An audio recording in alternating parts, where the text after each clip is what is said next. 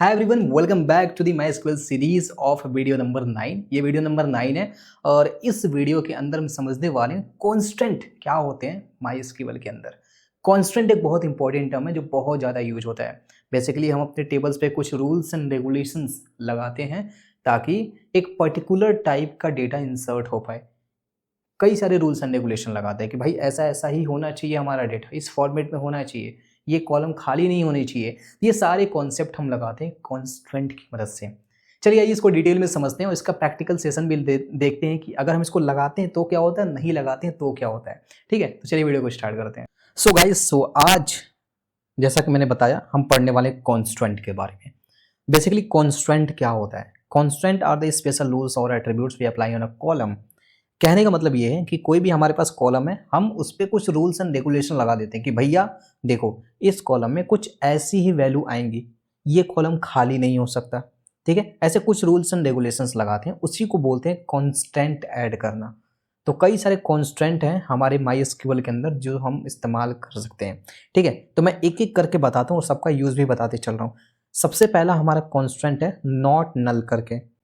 जिस कॉलम पे हम नॉट नल लगा देंगे उस कॉलम में हम वैल्यू को जब इंसर्ट करते हैं उस टाइम पे हम उस कॉलम को खाली नहीं छोड़ सकते। सो अभी हम लोग आ चुके हैं माई एसक्यूएल में और यहाँ पे हम क्या करते हैं, एक टेबल बनाते हैं। ठीक है, बहुत ही सिंपल सा टेबल बनाएंगे। देखो क्रिएट टेबल, हम यहाँ पे लिख रहे हैं नॉट नल टीबीएल, टेबल का नाम रख लेते हैं और यहाँ पे हम कॉलम ऐड करते हैं। तो कॉलम ऐड करने के लिए कॉलम हम यहाँ पे लिख लेते हैं एसआर नंबर और इसका देते हैं इंट। ठीक, हम यहाँ पे लिखते हैं नेम, नेम का डेटा टाइप क्या होगा वैर कैर, और इसका हम साइज देते हैं 50। अब मैं चाहता हूं कि किसी का भी नेम खाली ना आए। ठीक है, देखो ये पहला कॉलम है, पहले कॉलम पे मैंने क्या लिखा, केवल एसआर नंबर लिखा, इंट लिखा, नॉट नल नहीं लिखा। तो मतलब इसके अंदर हम खाली वैल्यू इंसर्ट कर सकते हैं। खाली वैल्यू मतलब इस कॉलम को छोड़ सकते हैं। जैसे यहाँ पे देखो, यहाँ पे ये तीनों कॉलम क्या है, खाली है, नल है, लेकिन ये तीनों कॉलम में वैल्यू भरे। तो ये मतलब कॉलम पे कोई रूल्स एंड रेगुलेशन नहीं लगा हुआ है। ये कॉलम में कुछ वैल्यू खाली रह सकती है, कुछ वैल्यू भरी रह सकती है, आपके ऊपर डिपेंड। लेकिन मैं चाहता हूं कि कोई ऐसा कॉलम रहे जो खाली नहीं रह सकता, उसमें डेटा हमको चाहिए ही चाहिए।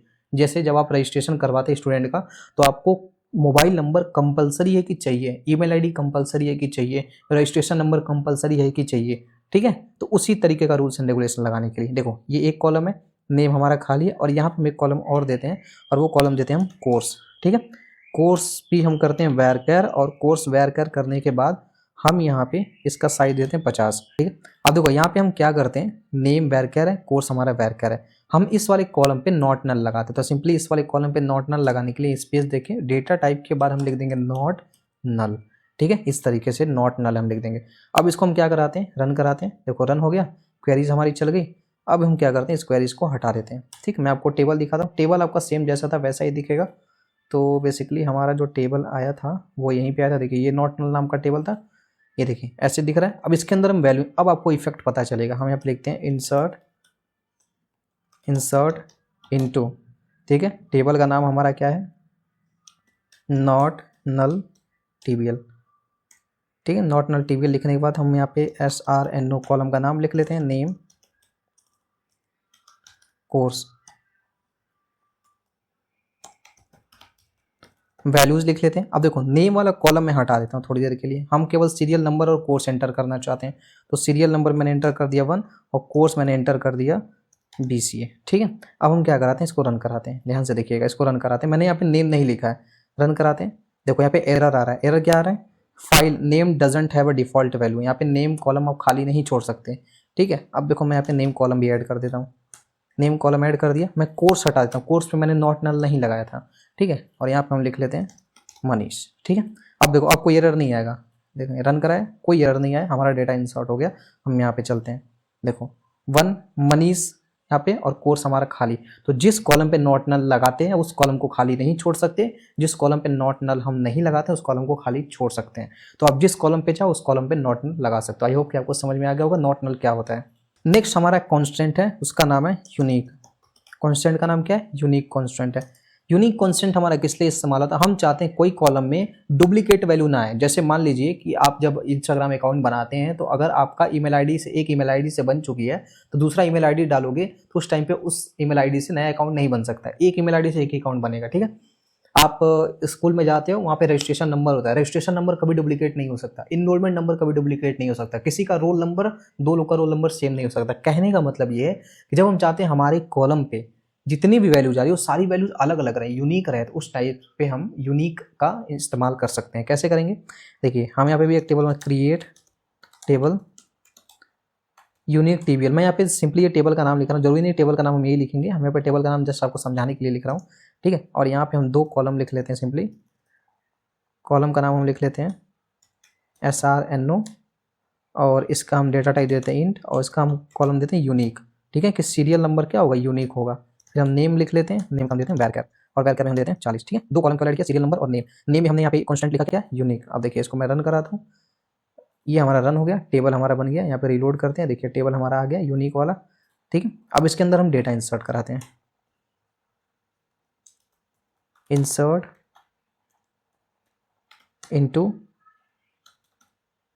यूनिक टीबीएल, ठीक है, यूनिक टीबीएल यही हमारा है ना। इसके अंदर हम कॉलम का नाम लिखते हैं, तो पहले हम यहाँ पे लिख लेते हैं। अच्छा देखिए, दोनों कॉलम में हमको वैल्यू इंसर्ट कराएं तो हम डायरेक्टली भी इंसर्ट करा सकते हैं, जैसे मैंने इंसर्ट में बताया था, वैल्यूज लिख के वैल्यूज लिखते हैं, 1 लिखते हैं, और यहाँ पे नेम लिखते हैं मोहन, ठीक है। ये एक बार मैंने वैल्यू इंसर्ट करा, देखिए रन कराया, अब ये वैल्यू हमारा इसके अंदर इंसर्ट हो चुका है।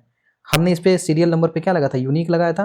अब दोबारा अगर मैं इसी को इंसर्ट कराऊंगा, फिर से यहाँ पे 1 रखेंगे और दोबारा मैं इंसर्ट कराऊंगा, देखिए यहाँ पे एरर आ रहा है। एरर क्या आ रहा है, डुप्लीकेट एंट्री 1 फॉर की यूनिक, मतलब कि हम इस कॉलम के अंदर, कहाँ गया भाई, ये रहा, इस कॉलम के अंदर 1 हमने एंटर कर दिया, तो अब इस दोबारा 1 नहीं एंटर कर सकते, ठीक है।